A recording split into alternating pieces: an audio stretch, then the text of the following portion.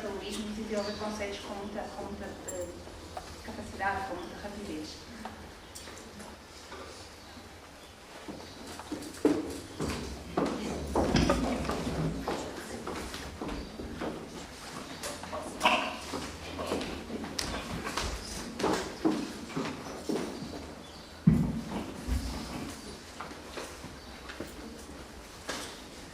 Linguismo, culturalismo, deve-se dar logo as duas fontes de aprendizagem aos surdos.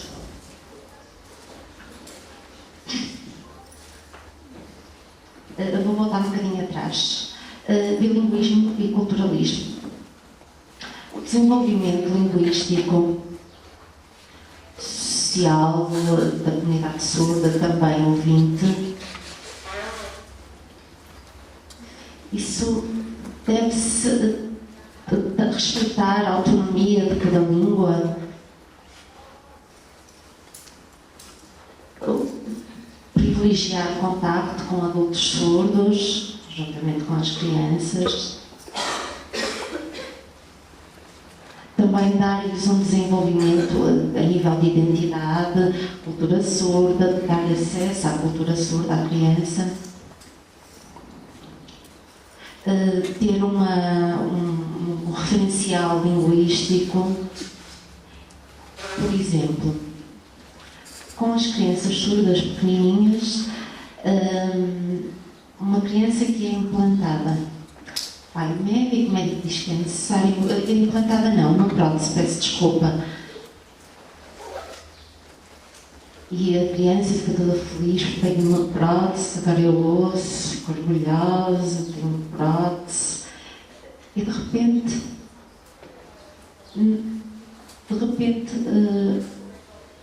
tem a prótese, mas a mãe não tem. Outras pessoas na família, outras crianças, os primos, e ele vai vendo quem é que tem, quem é que não tem. O primo não tem também, começa a ficar com algumas dúvidas, começa a ficar triste, aborrecido. Então, na escola de referência, quando o aluno vai para cá, juntamente com um grupo de outras crianças, começa a ver que existem pessoas como ele, que também têm próteses, que são como ele, formador surdo também tem uma prótese. Por exemplo, mostramos a prótese que temos, ele começa a ficar um pouco mais contente. Por exemplo, na pré, há alguns surdos que também têm prótese. Vamos dando exemplos, vamos mostrando, tentando que eles fiquem mais descansados, mais sossegados, felizes, não pensando que são os únicos que têm próteses. Há muitas pessoas como eles que também as têm.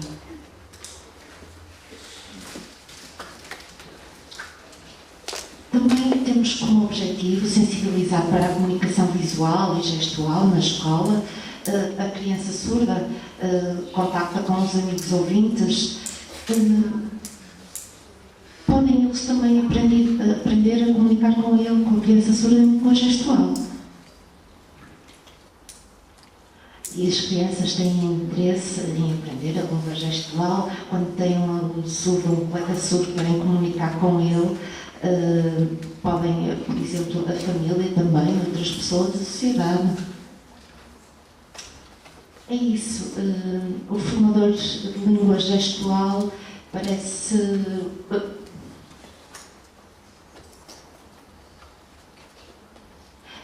ensinando vocabulário, configurações, através de alguns gestos, por exemplo, o gesto de avião.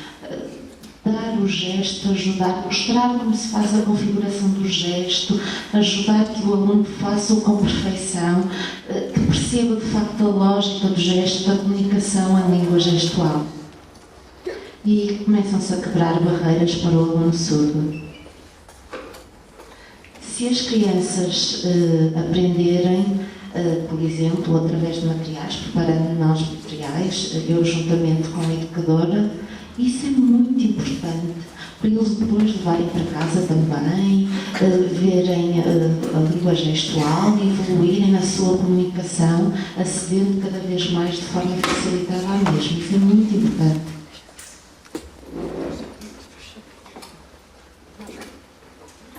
Portanto, neste curto espaço de tempo, que já lá vão 3 anos e meio de balanço sobre as atividades que podemos fazer ao nível da frequência precoce feminina, temos, enquanto equipa, momentos de grande enriquecimento, quer profissional, quer pessoal, e agradecemos, de facto, às famílias e às nossas crianças surdas.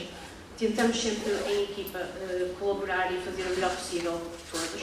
E este projeto, quanto a nós, e fazendo um balanço muito simples desta forma de atuação, achamos que resultou, foi uma mais-valia.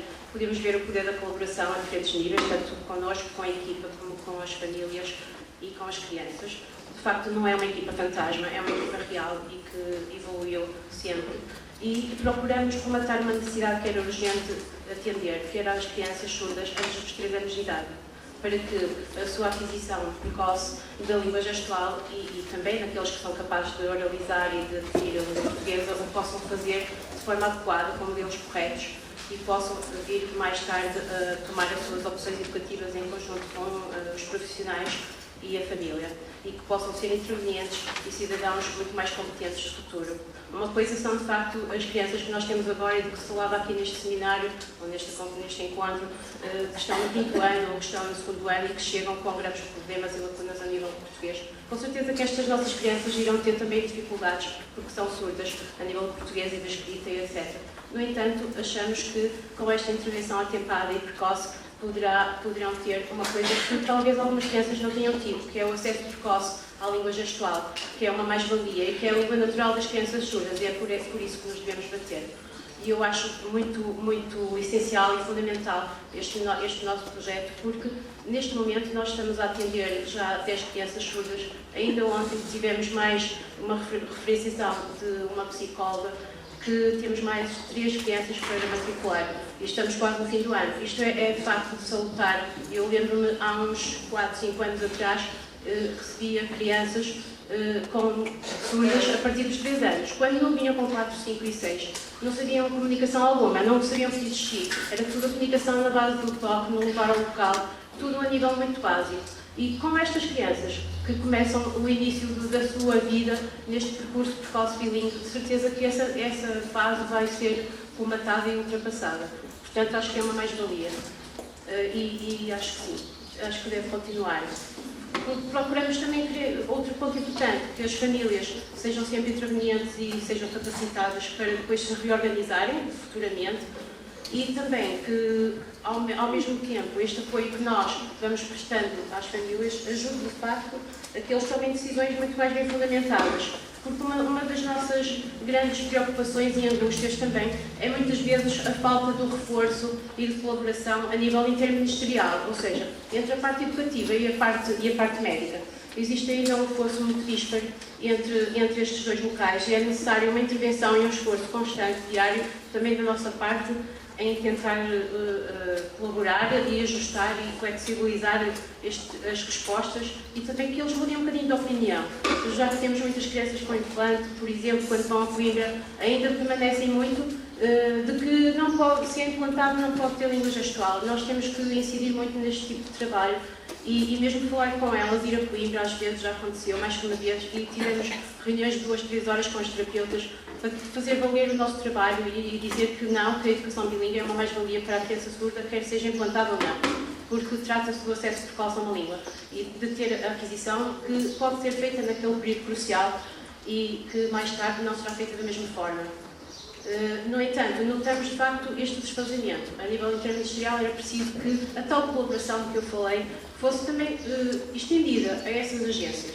Acho que não só entre nós, equipe, entre família, mas também haver uma extensão a outras agências. Agora eu citei as terapeutas ou o ambiente relativo ao Hospital dos Covões, mas não só.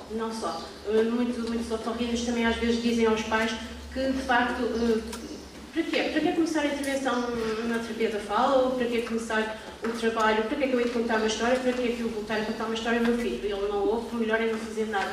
Não vale a pena, deixe colocar as provas e então depois inicia o apoio. Para que vai já para o apoio da frequência precoce? Conseguimos deparar-nos com este tipo de comentários de pessoas que são especializadas e que são especialistas naquelas áreas. Portanto, acho que a aproximação e este estender do paradigma da colaboração a outras agências seria uma mais-valia tentar-se continuar.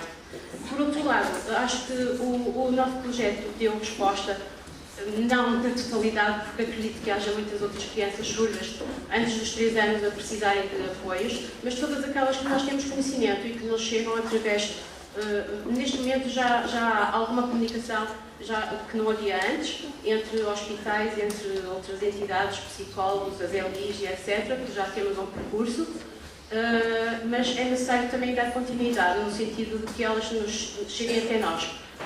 Mas já cobrimos uma grande faixa etária e, de facto, eles já temos um grande número de meninos que estão connosco e a tendência será para crescer.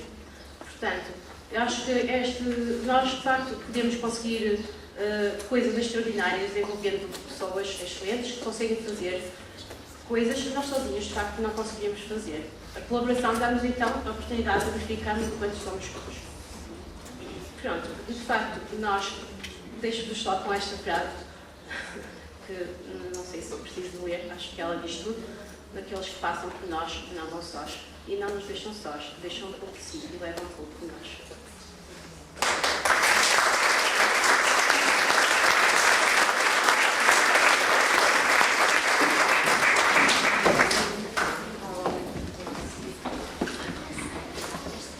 Em seguida, vamos ter uma apresentação sobre os cursos de educação e formação.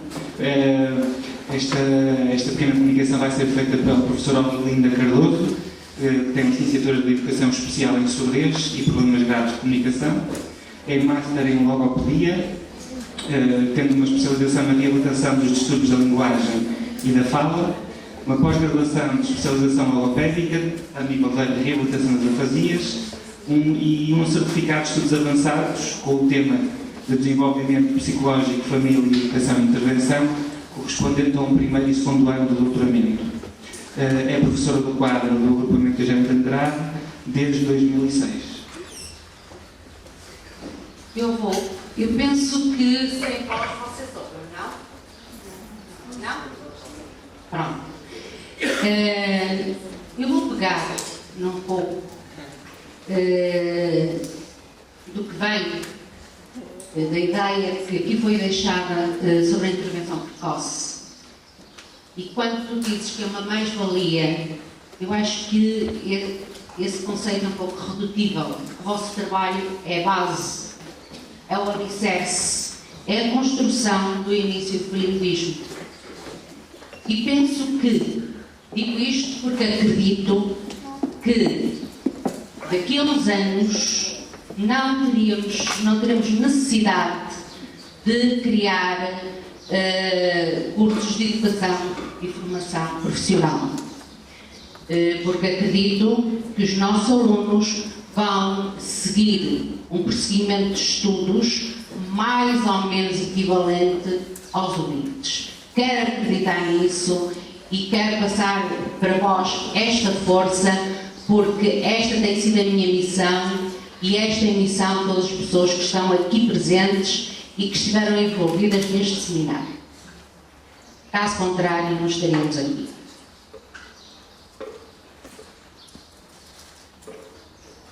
Uma escola que tem uma população estudantil tão diversitária tem que percorrer toda a caminhada para ser uma escola inclusiva, educativa e social.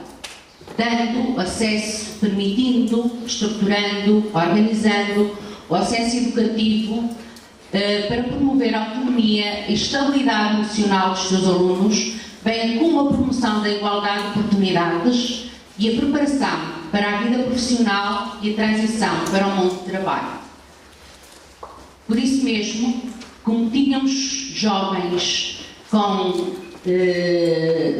um percurso educativo tão diferenciado, eu não vou perder muito tempo, porque já aqui nos foi transmitido e essa é a vossa realidade também, que os nossos jovens, quando chegam a nós, já passaram por percursos bastante diferenciados.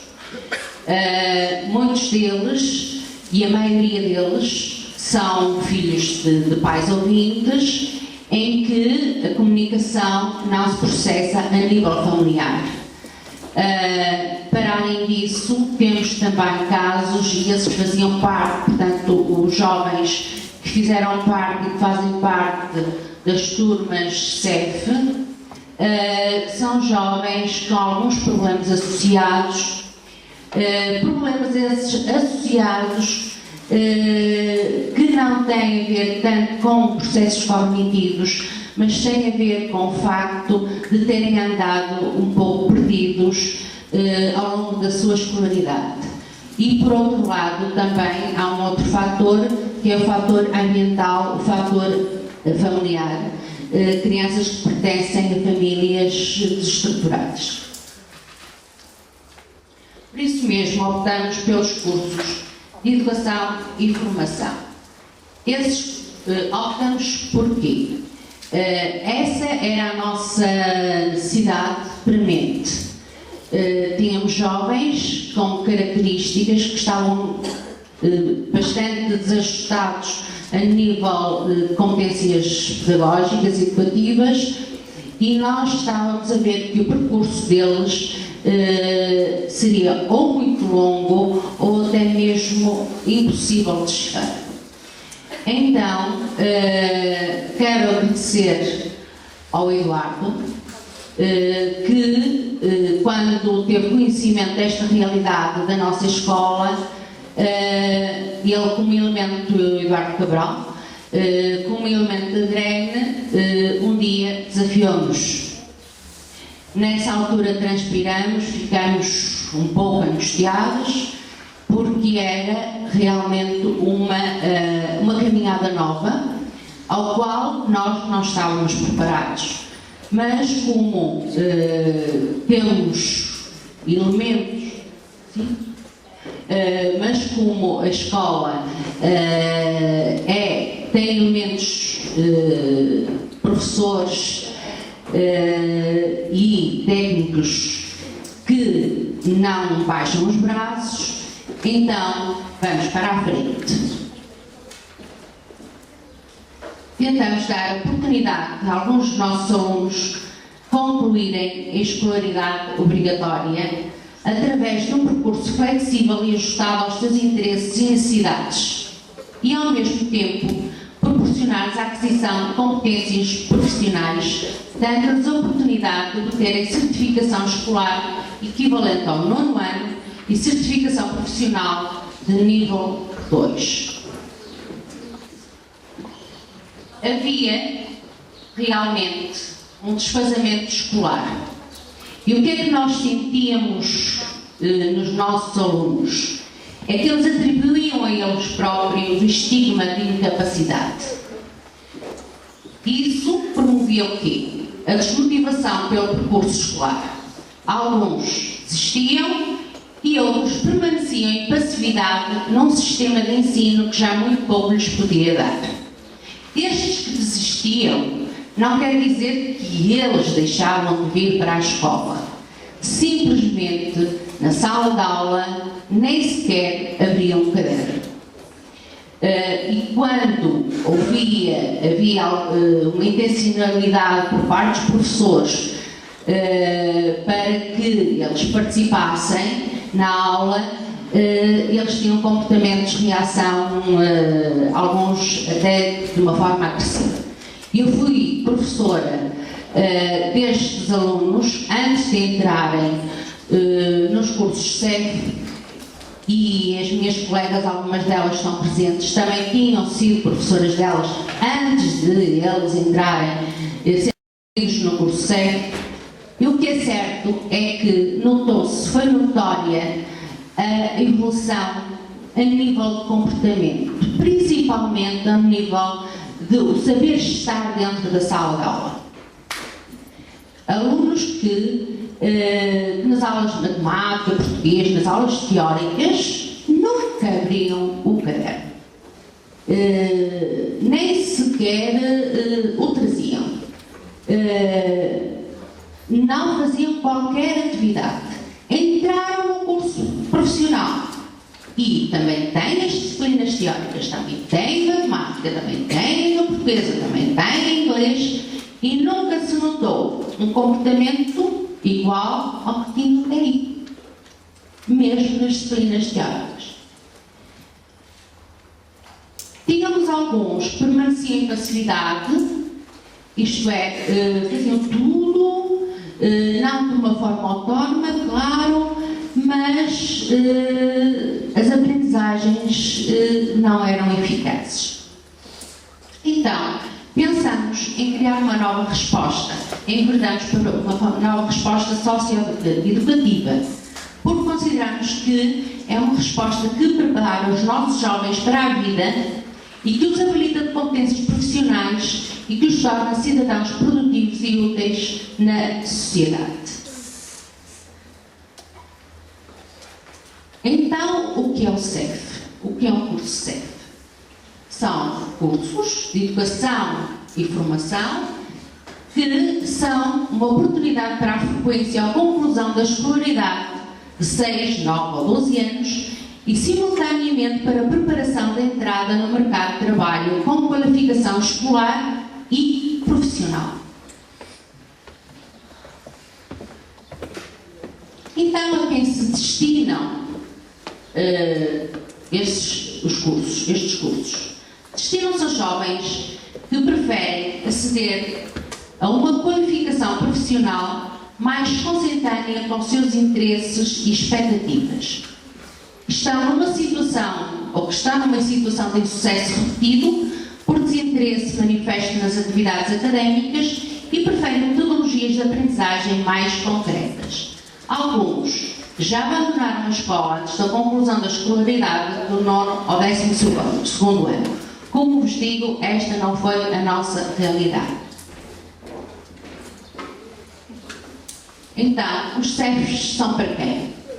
São para crianças com idade igual ou superior a 15 anos, com habilitações escolares inferiores ao 6º, 9º ou 12º anos, ou que já concluíram o 12º ano de escolaridade, mas que não têm qualificação profissional ou pretendem adquirir uma qualificação superior.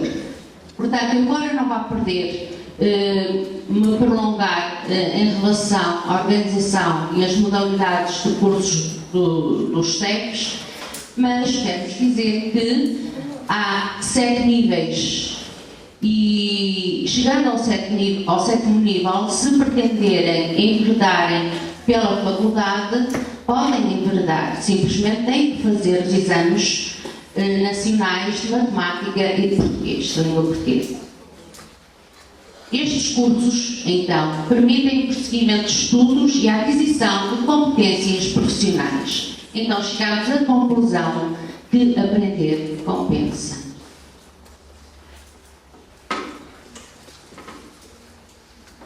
A conclusão de um CEF tipo 1, que não foi a nossa realidade, permite o ingresso no 3º ciclo do ensino básico. A nossa realidade era esta. Eram alunos com o 2º ciclo, alguns com o 6º ano, tinham que ter o 6º ano, aliás, para entrarem na modalidade tipo 2. Alguns tinham já completado o 7º ano e outros tinham reprovado no 7º ano, no 8º ano. Estes jovens que têm o 2º ciclo, têm o 6º ano, ou que têm o 7º ano reprovado, têm o 7º ano ou o 8º ano incompleto, podem frequentar um curso tipo 2 com a duração de 2 anos. E foi esta a nossa via. Aqui, embora não seja a nossa realidade, mas é só para ficarem com a informação, que se um aluno se reprova no 9º ano, pode frequentar um curso tipo 3 com a duração de 1 ano. Então, a tipologia do curso, nossa tipologia, foi o curso tipo 2. Teve a duração de 2 anos, conferia o 9º ano de escolaridade com uma certificação de nível 2. Como vocês já sabem, os nossos jovens tinham completado o 6º ano ou tinham o 7º ou frequentado com ou sem aproveitamento do 7º ano. Havia um que tinha frequentado sem aproveitamento do 8º ano. Então, qual é a certificação? Com total aproveitamento, confere a certificação escolar equivalente ao 9º ano e certificação profissional de nível 2. A legislação é esta. Pronto, despacho conjunto número 453/2004, que teve como retificação número 1673/2004, para quem quiser procurar pesquisar mais informação. Ora, bem, os nossos alunos, pela primeira vez, segundo aquilo que eu sei,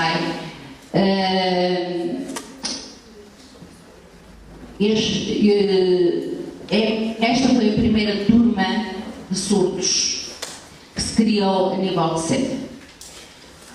Isto porquê? Não é só porque é na nossa escola. É na nossa escola porque somos uma escola de referência neste ano nós, como escola de referência, tínhamos recebido muitos alunos que vieram de outros lados. Portanto, houve uma maior junção de alunos e o que nos permitiu poder avançar. Porque já 2 anos antes nós tínhamos tentado enverdar por esta caminhada.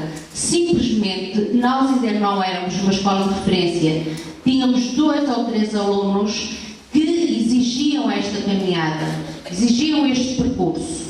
Mas ainda tentámos fazer o projeto, fizemos o projeto, mas só seria possível se os alunos fossem incluídos em CEFs de turmas de ouvintes, que nem sequer eram da nossa escola. Portanto, e daí o nós termos desistido e esperamos mais 2 anos e esses mesmos alunos foram esses alunos que, juntamente com outros, ficaram incluídos nesta turma. Ora bem, os alunos com necessidades educativas especiais, neste caso com surdez, podem então integrar turmas CEF, obtendo uma dupla certificação desde que não haja alteração do programa curricular do curso. Eu quero-vos dizer que na altura em que fizemos o projeto de candidatura,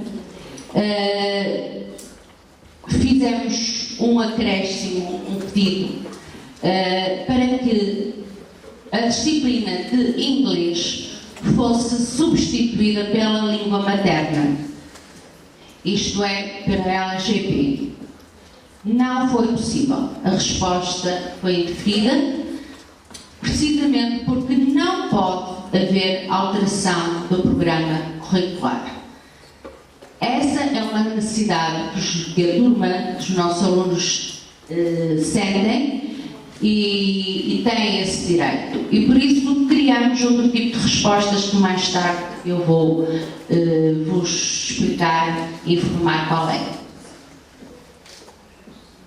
Os alunos que entregam turmas CEF após a avaliação da qualidade da resposta educativa podem ser abrangidos por medidas de apoio, medidas essas que estão no Decreto-Lei nº 3/2008, tais como adaptação de materiais e equipamentos, condições especiais de avaliação e apoio pedagógico personalizado e estratégias pedagógicas diferenciadas. Temos que formalizar o feito também.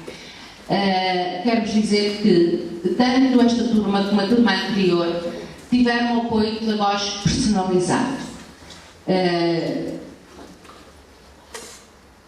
que muitas das vezes não é só para XYZ jovens, mas abrange toda a turma.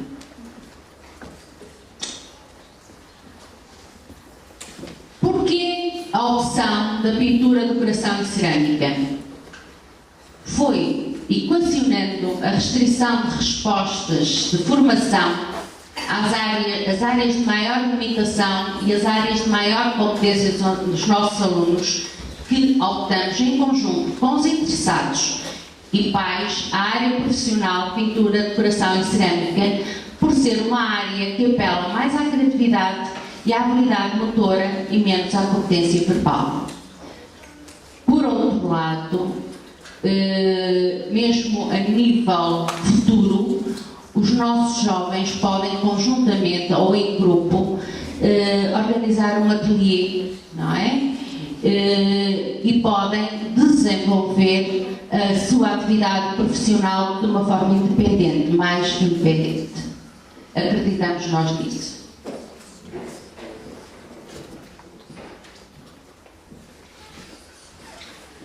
Então, quais são as áreas de componentes de formação? É a área sociocultural, científica, tecnológica e a prática. A área sociocultural é composta pelas línguas, cultura e comunicação, isto é, pela língua portuguesa, inglês, tecnologias de informação e comunicação. Pela cidadania e sociedade, que é composta nestas quatro disciplinas: cidadania e mundo atual, higiene, saúde e segurança no trabalho e educação física. Nas ciências aplicadas temos a matemática aplicada e a físico-química. Nas tecnologias específicas temos a decoração cerâmica, cores e água, decoração cerâmica, materiais de paz fogo e materiais decorativos e superfícies de aplicação. Depois existem umas horas de formação, 798 para a componente de formação sociocultural, 333 horas para a componente científica, 768 horas para a componente tecnológica e, na prática, são 210 horas. No total do curso, 2.109 horas. A componente de formação prática, que é a formação em contexto de trabalho, tem a duração de 210 horas, correspondente a 6 semanas e respeitando o horário de trabalho legalmente previsto para a atividade em que se insere o estágio. O estágio realiza-se no final das atividades formativas em contexto escolar, isto é, no final do segundo ano. A planificação e formalização do estágio deve seguir os seguintes procedimentos: celebração de protocolos de colaboração entre a entidade formadora e a entidade enquadradora do estágio. O regulamento do estágio contendo as normas de funcionamento e o plano individual do estágio de cada aluno, de acordo, portanto, com a especificação dos objetivos, atividades a desenvolver, o horário e o calendário. A componente de formação prática, no final do estágio, os alunos são postos à prova, as suas competências são postas à prova, isto é, têm que fazer a PAF, que é uma prova que avalia a capacidade profissional de desempenho profissional, isto é, os conhecimentos e as competências mais significativas estabelecidas no perfil de saída. A classificação final da componente de formação prática resulta da ponderação de 70% para o estágio e 30% para a prova de avaliação final.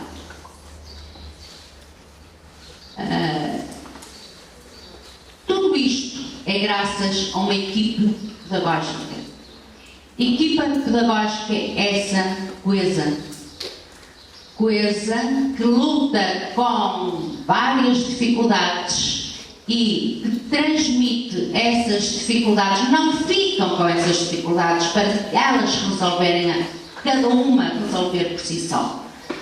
Quando há necessidade, quando há um problema, nós fazemos logo uma reunião e juntamente resolvemos em grupo o problema que naquele momento X professora está a viver.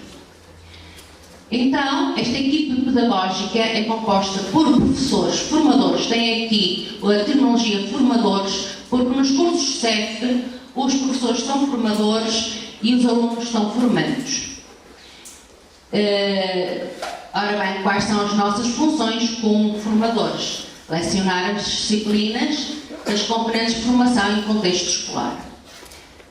Quero-vos aqui dizer que não era eu que deveria aqui estar.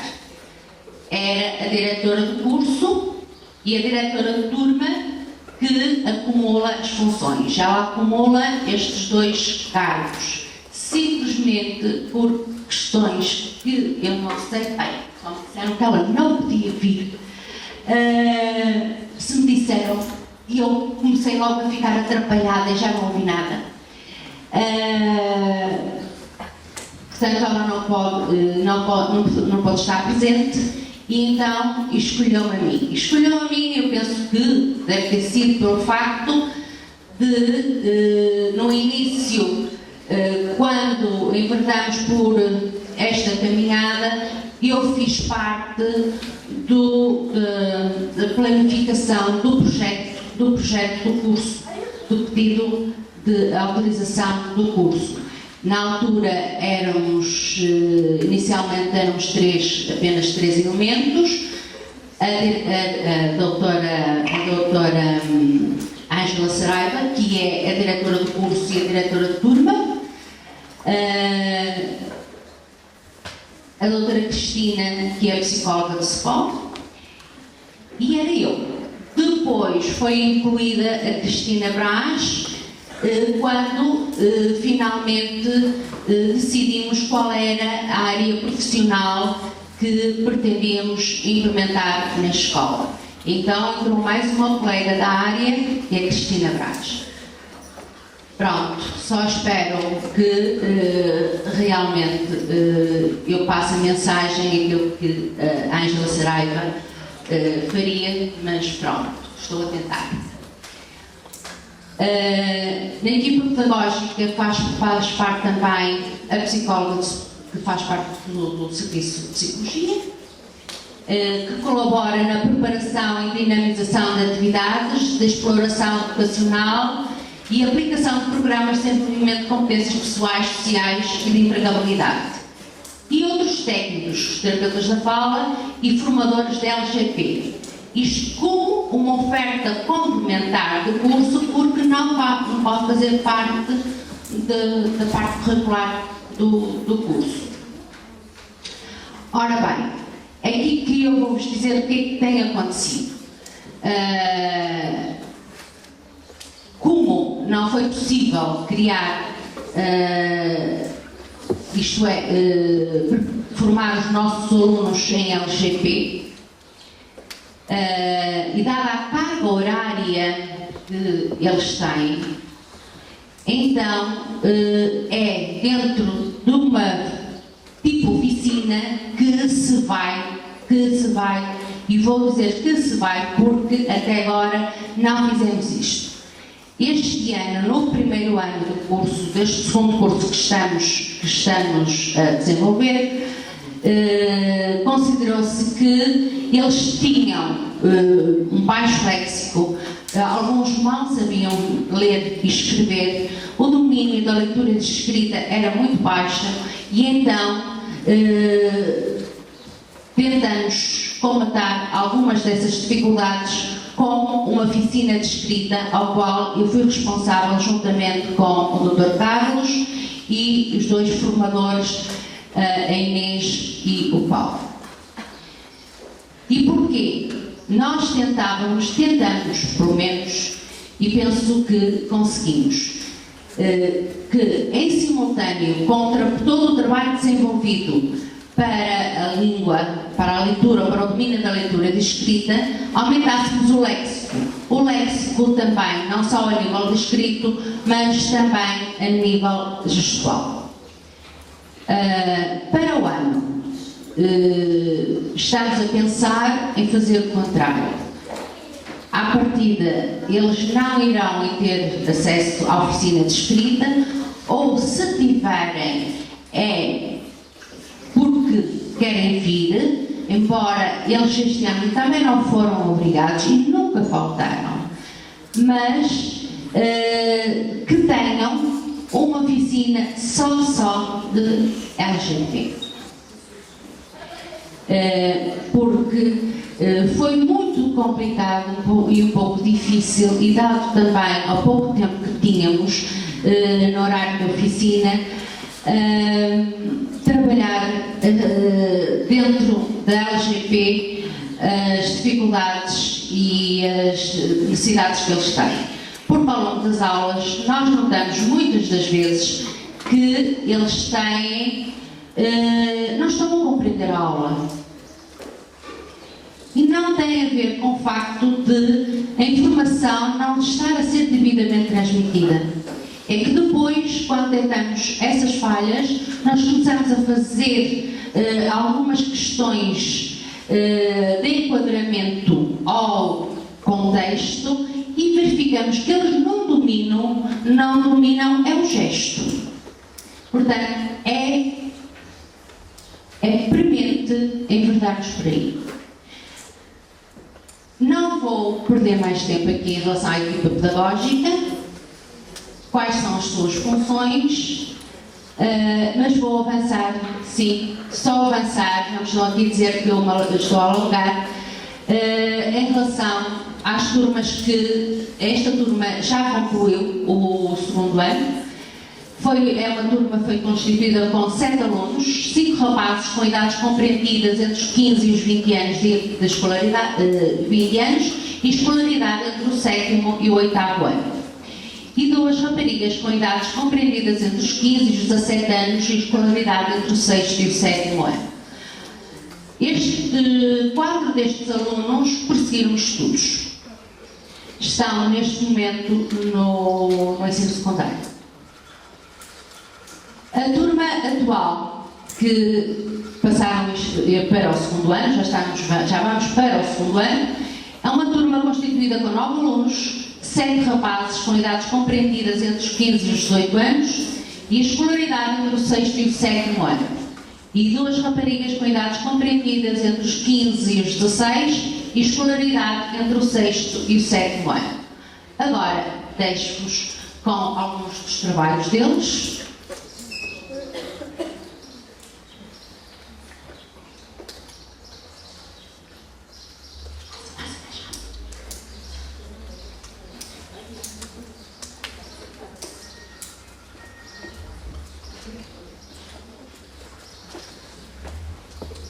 Quero-vos dizer que muitos destes trabalhos foram expostos porque nós temos como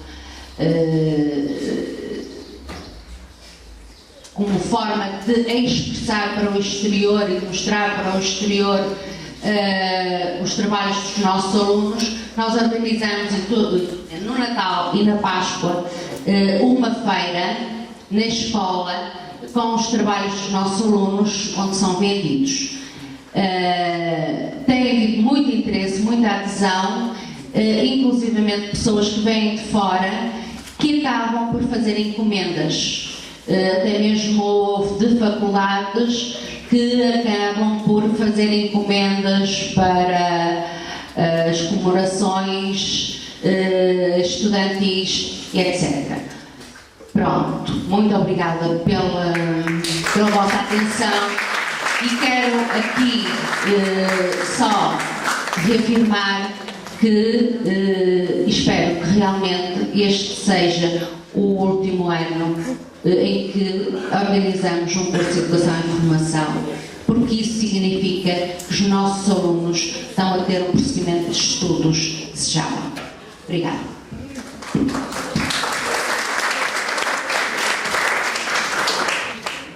Para finalizar, a professora Maria Sábio Pereira vai nos contar uma pequena experiência